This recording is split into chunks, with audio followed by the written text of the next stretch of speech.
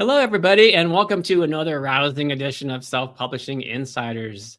I'm Jim Azevedo. I lead the marketing team here at Drafted Digital, and today it is my extreme pleasure to welcome to the show Samantha Cummings and Matilda Swift.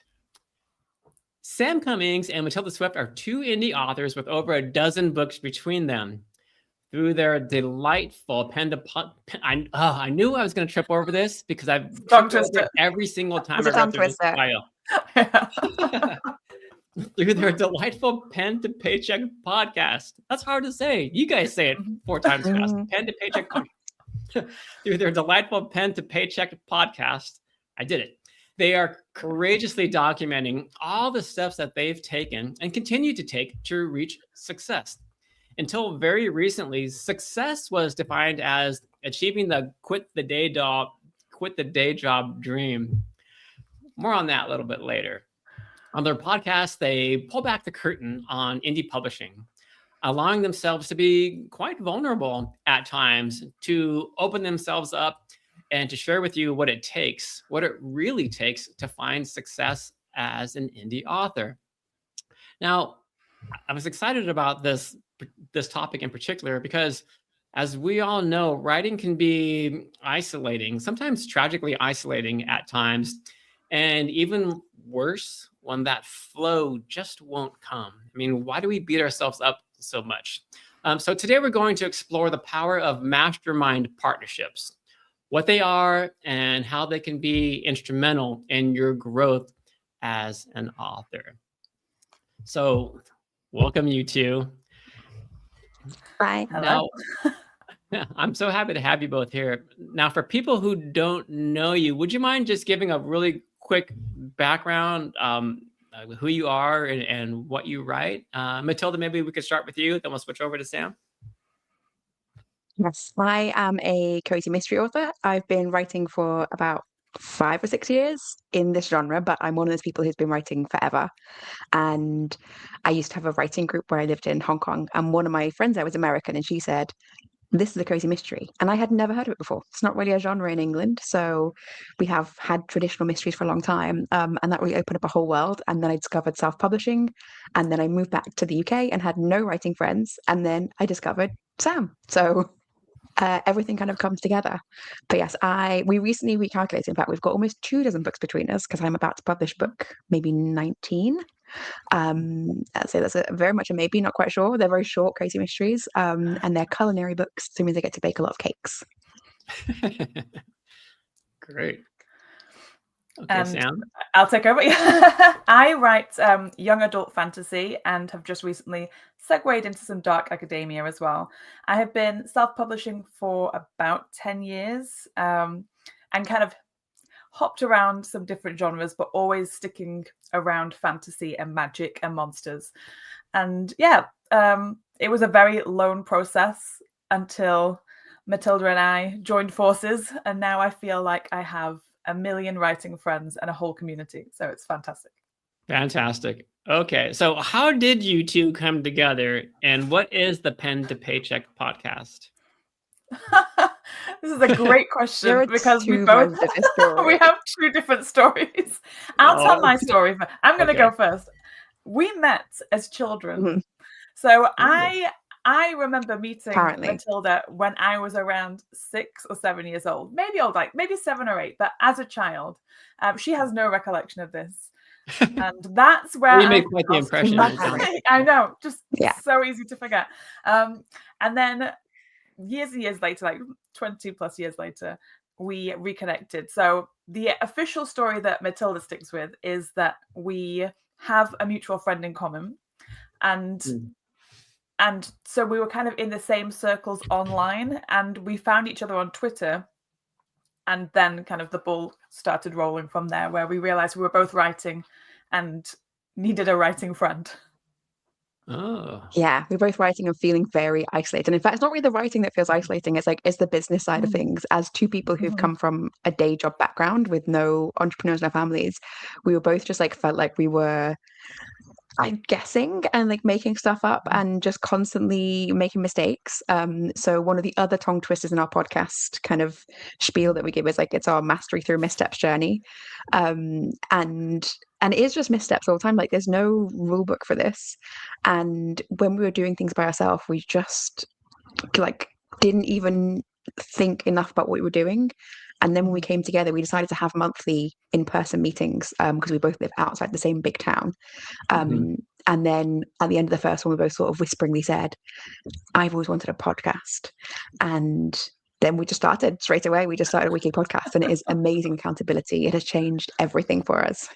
I love it. So was the documentation of your journey, is that something that you both wanted to cover from the very, very beginning, especially the missteps part of it? It sounds like you both gave yourselves and each other enough grace to realize that, hey, mistakes are all part of it, but let's learn from each other on these things. That was all I was doing was mistakes, I feel. That's how I learn. I'm fine with it. Best way to learn. Yeah. There's so many podcasts, and this is, I think we talk about all the time. There's so many podcasts where it's people who are like 6 and 7 figure authors looking back on what made them successful, but they might have started in 2016, or they might have started with, you know, they're looking back with rose-colored like tinted glasses, only looking at the things that were successful. And it felt really hard to learn from that. And it's like, it's useful and it's inspiring, but it feels very isolating when you're by yourself in your little town where no one you know writes, and you're just listening to these people who are like, and then I published a book and I made £1 million. You're like, where are all the steps in between? And so we consciously wanted to document, like, and really show that we are not doing a great job all the time, and that we will still improve. It doesn't have to be A to B to C. It can be like all the letters in between in the wrong order, and we're still getting somewhere. Got it. Okay. I'm curious, how did the co-hosting relationship sort of evolve over time into something more like a mastermind partnership? Like, when did you realize that, hey, I think I'm onto something here, or we're onto something here? We started, the mastermind was always the first part. So that was our initial idea, was to meet up and have regular chats and basically start a mastermind. And it was in our first mastermind meeting that we realized we should just record this. So the mastermind came first, and then the podcast. Would you mind like defining what the mastermind means in particular, just so everyone, so we can just kind of level set? Yeah, a mastermind, the way that we see it anyway, I guess, I don't know how other people define this, is people coming together, more than one person, you need at least 2, and sharing all of your ideas and thoughts, and just having some other people to bounce ideas off and like sanity check what you're doing. I always say it is like working with 2 brains, like the 2 brains are better than one cliche is exactly what it is to me. Is I feel like I have gained another brain, and it makes me feel smarter because I have somebody else as like a supercomputer is what Matilda is to me. And it's just having that other person or other people to kind of just team up with and tackle like this insane job that we've decided to give ourselves. It's and I think you see the term mastermind often applied to like really big, rich people who are like a 7-figure author mastermind, or really exclusive, tight-knit groups that you could never hope to get an invitation to. But we wanted to use like that big, inspiring title for ourselves, just to own that and say like a mastermind should be peers who are working together to level up. And it is literally, you're just using your minds together to kind of become a supercomputer together, and really more than double your power, because you are asking questions that you wouldn't ask of yourself. You are sharing experiences the other person can then add to or kind of tweak in a different way. It is much more impactful than just trying to work by yourself, or even just talking to other colleagues in your genre. We're not in the same genre, and I think it really helps. We are only looking at the business rather than the writing side of things. Perfect. I love that. That makes a lot of sense, because it might be really easy to get siloed into a specific way of thinking if you're both in the same genre, I would imagine. Can we shift gears a little bit? I want to talk about like why it works so well and kind of the secret sauce of mastermind partnerships. Because when I look back throughout my career and my life, really, when I think back to the best partnerships that I have ever had, whether it's professionally, whether it was my time being in a rock band, coaching, etc., they all share a common quality. And that quality is they've all provided a safe place, safe to be wrong, safe to put forward crazy ideas, just safe to be 100% vulnerable and be yourself. And it sounds like that's what you two have created in your mastermind partnership. Yeah, I have other author friends that I talk to and really appreciate talking to, but often they're in my genre. So we sometimes get sort of sidetracked into talking about, details of the genre, what we're writing. And because we, maybe we're not from the same part of the country or we're not from similar backgrounds, they're like colleagues, they're like really close colleague friends. But I think because Samantha and I were from bizarrely like very, very similar backgrounds and we're from the same part of the world and we just have like a lot of the same bad jokes, and we have a lot of things in common, it kind of has that good middle ground between a friendship and a colleague. It's like your work wife, that's how we often describe it, and the vulnerability is the key. It's not just being able to like ask a silly question, it's being able to feel like you could cry if you had to, and like there's no embarrassment about it. Like you want to share, and we have never cried in the podcast, even though like I'm a real crier, but it always feels like that's my goal for the rest of this podcast is to make one of you cry before we get to the end. Cry anytime. I've cried today already. I'm a real crier. But it feels like there wouldn't be a judgment in that, and it wouldn't be like anyone would have to manage anyone's emotions. Like it's taken really at face value of just like what does the other person need and what can we be providing and sharing, and there's no judgment. Like for the very first day we met, we brought our laptops and shared all of our like KDP dashboards and all of our ads attempts, and we're like, I am doing terribly, how are you doing? Also terribly. Yes, also terribly. And that was great. In a way that I've never I don't think I've ever shown anybody else my KDP dashboard. No, it was very scary, but I think we both just went into it knowing that we wanted to completely like pull back the curtain on everything. There was nothing to gain from hiding anything, because otherwise like we could have just continued working on our own. So the only thing that we could have done was literally just no lies, no like smoke and mirrors, just show absolutely everything. And it's obviously the first time I've ever shown anybody that either. It really, because we did it in the first meeting, it set a tone of, oh, this person is completely trustworthy. And it was difficult and awkward and embarrassing, but we were both in the same position. And from like that get-go, because we did that, it was then the rest of like moving forwards, we'd done the worst part, so we could only get better. Well, sometimes the hardest things to share are the things that we think are so personal and so I don't know, just our own, that we feel like, oh, I can't share this with anybody. Sometimes those are the things that have the most universal relatability that enables us to connect even closer. If you don't mind, I'd like to start. I want to pepper in questions here and there from the audience. So let me start with a couple here. The first is from Layla Bell VT. And thanks for this question, Layla Bell. She asked, do you feel like having a mastermind partnerships help with accountability and managing day-to-day tasks in your author career? Yes. Yeah. When we first started, so I would say like the first season of our podcast, every week we were kind of setting ourselves a task that had to be done by the next episode. And that's how we started. And because we did that, there was so much accountability, because you couldn't show up to record the episode without having done the work.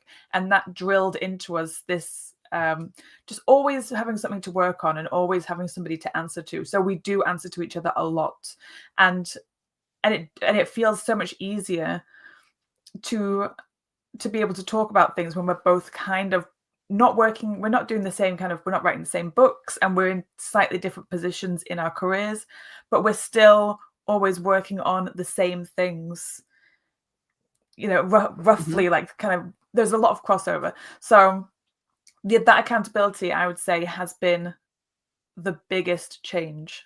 Is having, like, I can't show up to the podcast and not have done the work because I would get in trouble. I have done it once and it felt awful, and it was for a very specific reason, and it was really good to feel like that was an exception, that I hadn't done it for a really specific reason.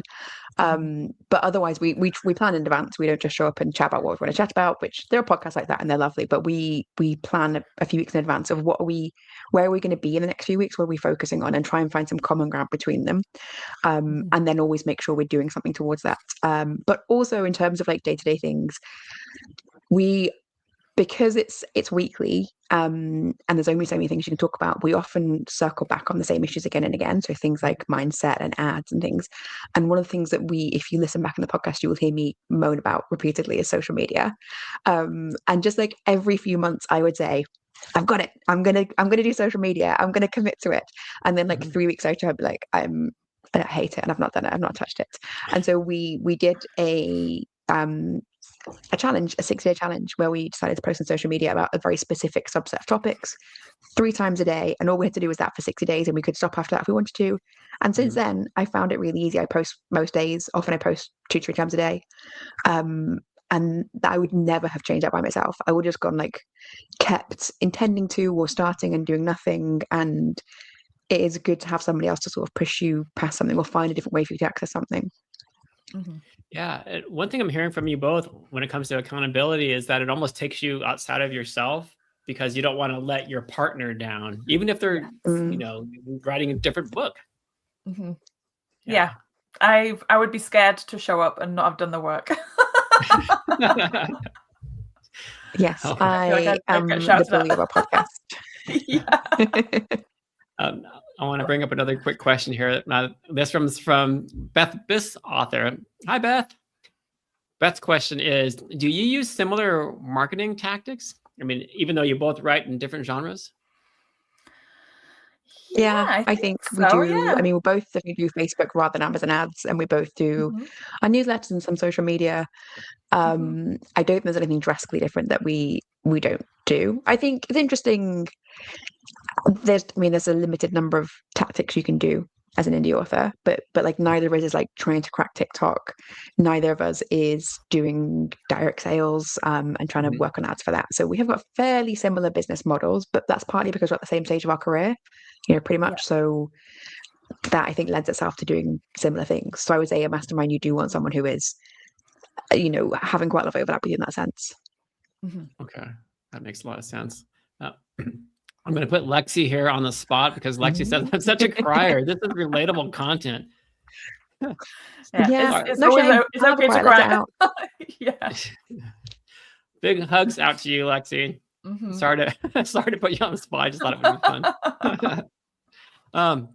Okay, so moving right along. When it comes to a mastermind partnership, is 2 the magic number? Is 4 the magic number? Is there a magic number when it comes to mastermind partnerships? Because some bigger accountability groups can tend to fizzle out after time. So I'm just curious if you have an answer to that. I mean, I'm a very jealous friend. I don't like my friends having other friends, so I would not enjoy it. Very jealous. I don't know. I've obviously never experienced a larger mastermind group. Personally, I think that if there were too many people, I would feel, this is like a personal thing, I would feel like I was like at the bottom of the pack, and I wouldn't be as an important person within the mastermind group. I would feel like I wasn't bringing anything that other people couldn't bring. But that's a me problem. I think you could hide behind other people as well. Yeah. If there's 3 people and one person hasn't done something, that's actually fine. Whereas if 2 people and one person hasn't done something, you can't talk about it. It creates like a real glare. It does feel like a relationship, and I think we've, I'm not joking about being a jealous person. I don't like my friends having other friends. I'm aware that's not a rational way to think, so I'm open to them having other friends, but I would not like to introduce other friends into a relationship because which she's not okay with it. Partly the nature we have. I feel like I just I don't opened a love can it. of worms here. It's interesting because the way we are friends, we have a mutual friend who is not in this mastermind, but that's how we kind of have lingered in each other's life for a long time. And I think if she were in indie publishing and joined it, that would be fine. I think it would have to be somebody that you were very close to and had a sort of Yes. like responsibility. You balanced felt responsibility relationship. to. Yes. Yeah. Okay, that makes sense because it sounds like what you have going on right now is working quite well, and bringing in another person, even if they seem like this, like the perfect person, it's going to create a little bit of ripples one way or another. So, okay, I get that. I get that. So kind of along those same lines, how do you give honest feedback without damaging the relationship? Or do you feel that you're at a point now where, hey, I can be vulnerable with this person. I know that their feedback is well intentioned. Yeah, I think that we're kind of okay with that. I don't think we're scared to hurt each other's feelings, which is good. And we do subscribe to the tough love kind of thing. If we think that each one of us is avoiding something, or like Matilda is very good at asking questions. She likes the fact that this is like one of her skills, but she's very good at like needling a point. Yeah. And we often also joke about our meetings and our podcast is like kind of like therapy, where we will both kind of push back on each other and ask deeper questions and try and get some sort of emotional response. So yeah, I think we've done really well. I don't think that I've ever felt personally like she's like Matilda's gone too far in what she's said to me. I always feel like it's what I need to hear, and I think probably the same way as we always think that it's something that's important to say and we need to hear it. Yeah, you agree, Matilda? It is interesting. Yeah, I think it's interesting because there is no commitment, right? Like, we're not married, so if your business doesn't succeed, it has no financial impact on me. I only want you to succeed for you. So if I'm ever trying to ask a question, it's only ever to benefit you. There's nothing like, I wouldn't be like, oh, why'd you do that stupid ad? Because like, what do I care? You obviously did it for a reason, and I want to be curious. So we only ever really bring curiosity. And if I'm ever asking something that I think would maybe be something hard to hear, it's always coming from a position of curiosity. And we were both, I think we're both quite careful about when we bring things up. We meet face to face once a month, and we meet every week over the internet. And that face to face once a month, like, we eat delicious sushi and we go for a nice coffee, and it's like a warm and like cozy environment. So within that, you can really ask someone face to face. If you've got a hard question, it could be a face to face one, and like, it's always coming from a position of wanting someone to do better. So there's no, I've never felt any friction between us at all. No. But also, we're both from the north of England, both very funny. So it's like a part of the world we live in. Yeah. So it's all, you can just like couch it in a joke. So it's fine. Yeah. You know, I think you made a really strong point here. And that is, I think the best friends and the best partnerships, like, they'll call you on things that you're doing that are going sideways or not, that aren't the best choices. And sometimes it's kind of hard to hear, but if you're a true friend, you got to let your partner or your friend know. I mean, talking from experience, like, my buddies, they will verbally beat me up in a good way. It's funny, it's joking, but they won't let me get, an inch if I need to be kind of just woken up a little bit. And I appreciate that. I love them for that. Okay. So let's shift gears once again. Oh, but first, I want to know, do you set any boundaries with each other? Are there any expectations that have been critical to sort of maintaining that trust? Or do you feel like you even need that given your friendship over the years? No. Never. No boundaries. What's interesting is actually we've never we never really go places together until recently. So we went to a retreat. I brought Sam on a retreat with friends of mine, and then I brought her to SPS. I'm not her carer. Like, I invited her to spaces. Yes. Thank you for bringing me. But she, because it's easy to stay really isolated as an author, and I really value community, so I'm always like butting myself in places. And then next year is the first time we're going to go to the Island Conference together and share a room. So like, maybe that'll be a boundary crossed. It's just like sharing a room together. Who knows? Hey, I am a middle child. I grew up sharing a room. I'm great. I'm not the problem. So we'll find out. Oh, I'm here not we the problem. go. I'm a great sleeper. You'll love it. Yeah, so I've never even had to consider, and like I think we're both very respectful. Like I joke about being very jealous, but like I don't enjoy my friends having other friends, and I'm aware that's not a healthy thing to not enjoy. But like I have told them about this. I think she's very conscious about telling about other writing friends, and I think because we're so close, we're aware of what the other person might be slightly sensitive over, and just make sure that we are only ever talking about that in a delicate, or a generous way. Mm-hmm. Yeah. Love it. Okay. I'm going to bring up another question here or another comment from Beth. And I think this is perfect, Beth. Beth says, I have writer friends, and hearing you two talk makes me want to reach out to them and check base with them on their business. Yeah. I agree, Beth. I find it so hard in the indie author world that people don't share things. That's the thing I really struggle with, because I have other friends that I talk to regularly, but I don't know how much money they make, not even vaguely. So when they said they had a hard week, I don't know if that's like I made £9,000 rather than £10,000 this week, or if it's like I can't feed myself. I've got no sense. I think it's in publishing we have those like, you got a nice deal, a good deal from a trad house. It's like there's so much about that's unsaid, and especially in England we don't really talk about money, but it's so refreshing to have someone who like knows how much money I make, and I would happily talk about every deal that I've done, and we talk about quite a lot on the podcast. We don't talk about like actual money, but we're pretty open about like the money that we don't make. And we started a Discord where we have like a no stupid questions channel, because there's so many things where you feel like you should have asked it 5 years ago and it's too late to ask. You sound like a real idiot for not knowing something really basic.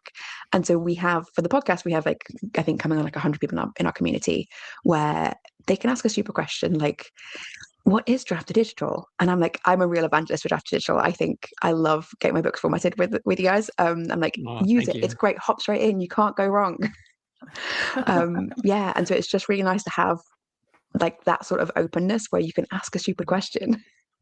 Yeah, well, silly, quote unquote, silly questions and money in particular, it's so difficult to talk about sometimes, because you might feel like, well, I'm the one who doesn't make any money and everyone's going to think that I'm a loser and I'm not doing things right. And, I want to ask this question, but I should have known that like 5 or 10 years ago. I should have known the answer to that. And there's just so much information that we're all bombarded with, especially in this industry and being an indie author. It's really tough. Okay, I'm looking at the clock and I want to shift gears once again, because I want to talk about the practicality and the pragmatism of setting up a partnership like yours, and how you go about it. So would you mind walking us through what your mastermind actually looks like in practice? Like, how often do you meet? What does the typical session look like? That sort of thing. Matilda. She's the planner. I just show up. I love a plan. And in fact, in my bullying have made Sam and we have the same planner that we order from a company in America, and we have the same layout in it. And it's got like little reflection sessions in there. So we meet once a month, and we have not missed a month. And we've been doing this for coming on 2.5 years now. Wow. Okay. And we both live. And it's interesting that we have recorded the podcast every single week, and there's not a single week we've missed, and there's not a single week where we've ever thought like, oh, I don't want to do that today. It always feels like the best, most sort of refreshing part of my week, where I get to stop. I don't know, like get to be really honest is what it is. So we meet once a month, and it's on a Sunday, but it can be any Sunday when we both are free. So it's pretty flexible. We both have fairly flexible lives, so it's not that tough to find a Sunday. And then we meet in a sushi restaurant, because we both love sushi, and we eat sushi. And then we meet at lunchtime. We start with like a kind of chit chat conversation. Often we are just having a bit of a rant about something that's annoyed us that week. And it's always very writing focused from the beginning. It'll be someone, and it's nice to have. It's like having a work wife. Like it's someone that you can say them mean things about someone you saw online, just because you want to vent a little bit, and you don't really think it's true, but you just need to get something out sometimes. And or it's someone that you can kind of talk about a crazy idea that you had for a new series, even though you absolutely can't start a new series now. So we talk about that over lunch. then we change venue and we have a fully business discussion. And we both, when we got our new planners this time, secretly got some extra pages that we didn't tell the other person about, and they tended to be the same pages, and they were like a meeting notes page. So we get our meeting notes pages, and we have our meeting, and it's really variable what we talk about, and it often seems to be that we just come together quite naturally on a topic. So it can be about the podcast, if we kind of every so often have to talk about how we want to make any change to the podcast, or often it's about ourselves and our businesses, and really, really wide-ranging conversations. But we have only ever once ended it a little bit early, because we're both like, we've actually got to everything. Every other time we meet from 12 till 5. Yeah. And we're just talking about everything that's gone on, and which is, you would think we'd run out of conversation, because we also meet every week. And we have about half an hour to an hour chat before the podcast, just chit chat again about things that we don't want to talk about on air. A bit of a rant, a bit of a worry, a bit of a shiny object syndrome conversation. And then we have an hour long podcast conversation. And then we do a bit of reflection afterwards. So it's just about like being incredibly present in someone's life. And we also have a WhatsApp that we WhatsApp all the time. And we have our group Discord that we're in. Yeah. So we're in each other's pockets. We are in each other's lives. Yeah. There's like, we are committed to each other's lives. And I think that happened pretty quickly. But we've never been to each other's houses. We've never been to, no, you've been to my parents. We've been to each other's parents' houses. That's it. But I think like one of the good things as well is when we have our mastermind day where we meet up face to face, and that's like a 5-hour stint. We then go home separately, eat dinner, and then get back online for another 2 hours and carry on talking. So we're both very chatty people, and we could just talk forever. We've never run out of things to talk about. And that helps. We're both very open, like we love verbal communication. We're both the same in that way. And I think that works, is that there's not one of us that's more quiet than the other one. We're luckily both at the same level of humor, and that we're both absolutely hilarious. So we laugh a lot. Hilarious geniuses. We are hilarious geniuses. Yep. So we're just very lucky. Our personality types are very compatible. Okay. Yeah, I'm sure there's no sake consumed during your sushi lunches. Sometimes there's sake. Yeah. Okay. That can't help it. That explains the productivity. Okay. I'm going to bring up another comment from the audience here, because it's a perfect segue into what I want to talk about next. And it's from Laylabelle again, who says, thinking about the other topic mentioned, what were the big steps you took toward the quit the day job dream to make that an attainable reality? So we want to have, but at the end of the first year of the podcast, we realized that it felt like we'd kind of done act 1 of a 5-act structure. Like at the beginning of it, we had thought, okay, we know what we're doing. We're in this career. We're going to go and take off. And then in the first year, we were like, oh no, this is just like the call to adventure that we're now answering. And now we're really taking things seriously. So we're in year 3 now, which feels like we're kind of heading to our midpoint. And we're definitely thinking of this as like a 5-year journey. And what we're kind of doing in terms of quit the day job is like really just trying to professionalize in every single way. I think there are kind of 2 sorts of people in this business. There's people who come from it from a writing background, and people who come from a business background and realize that you can make money from books. And we both come from a writing background. We both have like always written books without reading, and just like putting them on the internet and seeing what happens. And so we've had a lot of catch-up work to do in terms of figuring out like how you run a business, how you make money, how you advertise.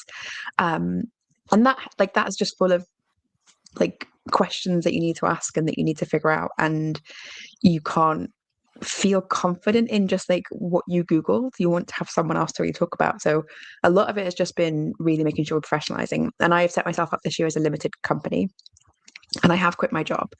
But for me, it's not because I'm making so much money for my writing. I've quit my job to give myself 2 years to work and live on my savings and some freelancing work, but to work towards writing, because I'd really hit the point at which I was writing as hard as I could and as fast as I could. And I could either kind of write at a pace I wanted to and do not enough on the marketing and business side, or I could drop some writing and do some more marketing business, and sort of either one I was going to burn out. So I was like, I just want to have a couple of years of working on the writing and And I had some kind of balls in the air in terms of like co-writing that was going to bring money in, and I still got some freelancing work. So for both of us, it's been a lot of just discussing like what's sensible and what's not sensible, what feels like a jump and what feels like being an idiot. And neither of us had kids, so that's a big help for us in terms of making plans like that. And like I said, I had a job where I could save up enough to live off a couple of years. We both live in England, so we don't have to pay for any health insurance. That makes a very big difference. And it was just like being able to talk through that with somebody.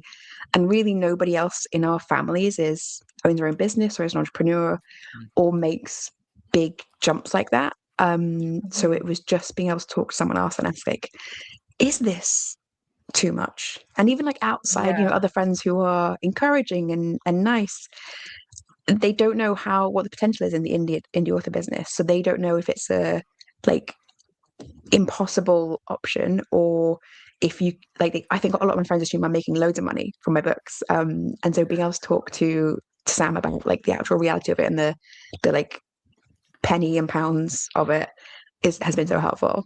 And I just started to leap and hope that a net will appear, because that's how I like to live my life. And I'm still at my day job, and I feel like the biggest thing that I think is to do with how I'm going to quit the day job is professionalizing my business. It's all about the business. And that's something that neither of us really thought about when we got into this, because we're both just coming from the creative side. We both just love writing, and we have this dream of being able to do this for a living. But actually, you do need to think about it as a business. We've only just, I feel like I've only just started on that, even though I've been writing for 10 plus years. Who knows? Can't keep track of time. I've only just started to get to grips with the fact that it's a business, and that's really the only way that I'm going to be able to do it. I can't take a leap of faith because I don't have the savings. So I'm still at my day job. But still, Sam, did you switch things around recently though? Didn't you in your writing career? Like, you're writing more to market now? Yes, 100%. I'm writing more to market. I did start off kind of jumping around genres a little bit, unsure, because it was more of a hobby than anything else. Sure. I was unsure about what I was doing. I was just following my passion projects. And when we started the podcast, that's when I realized, actually, I should just stick in one lane and really try and do a good job at one thing. And it was like my favorite thing anyway. So it's young adult fantasy. And so my kind of working towards the quit the day job dream is really trying to stick in my genre and become the best I can in this, and hope for the best. And I have to believe that the consistency will pay off. Yes, absolutely. I would agree. Some of the, I shouldn't say some, a lot of the bestsellers that I've met over the years, it kind of all boils down to that consistency. Whether they're sending out inquiry letters to agents, it all boils back to, well, I got rejected again, but I'm just going to keep on writing, and I'm going to keep on writing, and then I'm going to keep on writing. Then they get to a point where they've got, 5, 10 or more books, so that when they finally do decide to self-publish, they've got like these books that are hitting, and their audience just starts to grow organically. You mentioned through Mastermind partnerships, reducing decision fatigue. I'm curious, what kinds of decisions have become easier? How did you discover that as well? This reduction in decision fatigue as a positive byproduct of your Mastermind partnership. You can go. Yeah. A lot of it is just knowing that you have to explain to somebody else. I think I really struggle with sort of like the cloud of thoughts in my head and not making them land. And you sort of think something's really complicated, so you don't inspect it. You just sort of let it mull around the back of your head. And then I try and write morning pages every day if I can. But obviously, decision fatigue. Sometimes you get up in the morning and you try to decide what to do, and that's not one of the things you end up doing. But I find it often when I'm have a big worry and I try and write it down, and like, there's actually nothing there. And really making sure we are accountable weekly really makes things like linger in your head less. You just have to decide and move on with something. And I really think a lot of the issues that I've had in the past is just like trying to play both sides of a decision. And the better thing to do is just decide strongly. And if you have to tell someone about it and make a commitment to do something, then you just go for it. And there is often a right decision. There's just like a decision is better than the right decision in many cases. Yes, yeah, definitely. Also, just everything within the indie publishing world is a decision. And you have to make a decision every day. And like everything could be the right or wrong decision. But the more we talk about everything, the more that we open up about what we're doing, where we're up to, what our future plans are, the easier, like the more decisions we come across together, and then you kind of start to build a bit more tolerance towards like hating making decisions. So the decisions just become easier because we kind of are making a lot of decisions together, if that makes sense. Yeah, no, that makes perfect sense. I get that. And I also get decision fatigue. At work, we're constantly making decisions. And some of those decisions are bigger decisions. They have bigger repercussions if they go the wrong way. But often what I've learned over time is that you have to make a decision. Like you got to go. And here at work, I feel like I'm backed up by a huge support team that's got my back. And it sounds like with your partnership, you also have that very same thing. Yeah. So otherwise, it's just you. And that is a horrible, is just to be like, I could decide one of three things and I'm probably wrong. So I'll just sit and think about those three things in succession over and over and over again and do none of them. And then a year's gone by or 2 years have gone by. So just having someone say like, just pick one and do it. Okay. Yeah, just go. And it's okay to fail. Like it's okay to to be wrong. Yeah. Quick comment here from Nigel. I like this a lot. Nigel says, since I began this publishing journey last year, all the best people who have helped me along the way have been other writers. It is a great community. Agree 100%. I've probably said it too many times on this podcast, but I love my job. I love what I do. And sometimes I feel like I've got the best job in the world because I get to meet authors all the time and who tell me their stories and tell me their journeys. It's amazing. And the indie community it's probably the best community I've ever been involved with as far as creators who are just trying to help each other out. And no one's bragging. Well, some people are maybe, but everybody is just in it to help their fellow author get to that next level. Yeah. And with that, speaking of getting to that next level, for authors who are listening or watching us now, who want to try something like this, who want to maybe set up their own mastermind partnership, how should they start? It's a good question because, it's difficult because I mean, I don't want to say that we lucked out, but I feel like we lucked out in some way that we instantly just hit it off when we started, and we were just in the right place at the right time, and all the stars aligned for us. And it did feel like it was exactly what we needed at that time. So in some ways, it's difficult to say how other people can do this, because how can you recreate, a perfect moment in time?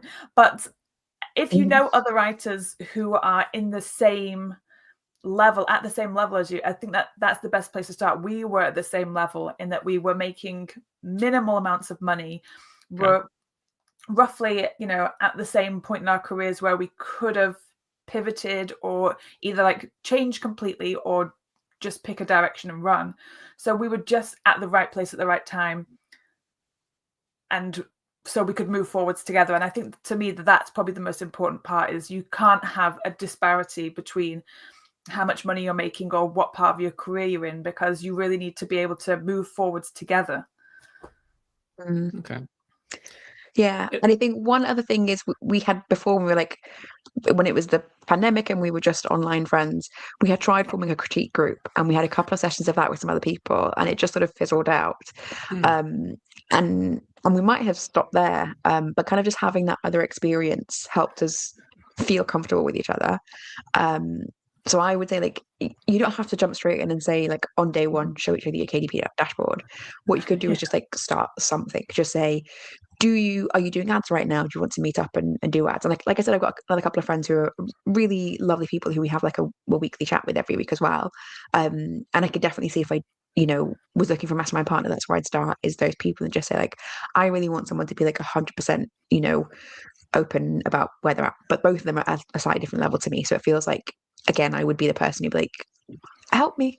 And it is nice to be in a partnership where you're both trying to grow together. So yeah, find someone who's at the same level as you and who is looking for something. You don't have to dive straight in to whatever you want. You could just say, let's just meet. And like we just started on, let's meet once a month, face to face, as an excuse to get sushi and then grow from there.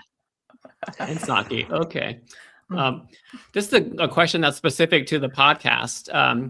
Sprite Page, appreciate this question. Sprite Page asks, okay, so do you two read other authors' books and talk about it on your podcast or recommend authors to check out? We talked a little bit about the podcast, your podcast, the Pen to Paycheck podcast earlier in our discussion, but can you just kind of go over like more about what you talk about on your podcast? Do you talk about other authors' books? Yeah, we do in passing. Yeah, so we talk more about we talk a lot about mindset books that we read because mindset is such a big part of it. So if we found a good book that has helped us overcome something like money issues or just anything to do with mindset, we do talk about that as part of the mastermind. We don't tend to read books and then review them on the podcast, but we will definitely bring thoughts and ideas about authors and their careers and genres that are doing well, and just in general discussion that pertains to like the business of writing. Gotcha. Okay, I'm just putting up the link to the pen to paycheck authors.com there for those of you who are listening. I have a question that I forgot to ask you, and I really want to ask this. When it comes to partnerships, how do you prevent over-reliance on your partner? Have you ever run into that where you're thinking like, oh, I have to ask this question, but she's out of town or I can't get in touch with her? And have you ever felt that? Like No, we're on WhatsApp and we message each other any time of the day. So, and like I don't think we rely on an immediate reply. Yes, we don't need anything from each other. Apart from things to do with the podcast, if we're planning stuff or we need kind of like a bit of feedback on something that we've worked on. It's never really like an urgent, I can't make this decision without you. It's just casual conversation around what we're doing. So we message each other whenever, which is probably maybe like need a boundary, but I don't really want a boundary, so I'm fine with it. I also think that's why it's helpful to not be in the same genre, because I think there's a limited amount to how much we can help each other. It is very much we are helping each other as if we are colleagues working in different departments of the same company. There is nothing about our jobs that are interrelated. We are only like meeting up in the tea room regularly to talk about our nightmare bosses, or that the paper copy, like the photocopier isn't working and how to help on that, and like pitching with each other's like admin tasks. There is, there's that level of kind of colleague. There's nothing where we go on holiday and we might not speak while we're on holiday. There's nothing that we need from each other, but we are always there if needed, but more on an emotional level. Yeah. Gotcha. I love that. Okay. We are almost at time. We're actually a couple of minutes over time. So I wanted to ask you one final question here. And that is, if listeners to Self-Publishing Insiders can take just one action after this episode, what should that be? Community. Find a community. One or more people. And it doesn't have to be a mastermind either. I just mean find a group where you feel comfortable asking questions, because I would say indie authors in particular are so, like you said before, that they're so helpful, and I've never come across somebody who isn't willing to answer a question or isn't willing to try and help you.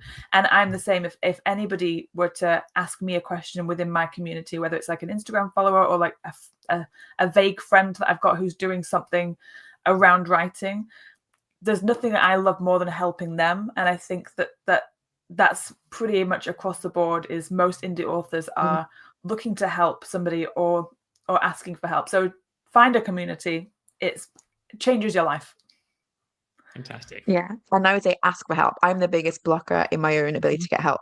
Everyone's out there willing to give help, and I am never the best person at asking for it. It's like, just ask one person for a piece of help. Even if it's just like, can you talk to me about ads. Like, what's your favorite ads course? Love it. Yeah. Really good advice from the both of you. If people want to find you and learn more about you, is your website the best place to go? Yep, or our Instagram. We're on TikTok. We're on YouTube. All the links are on our website, though. But also our Discord. If We you should be on want all people wanted to podcast come in. apps. Yes, yeah. So we're everywhere. You're worldwide now. We're worldwide. Yeah. Okay.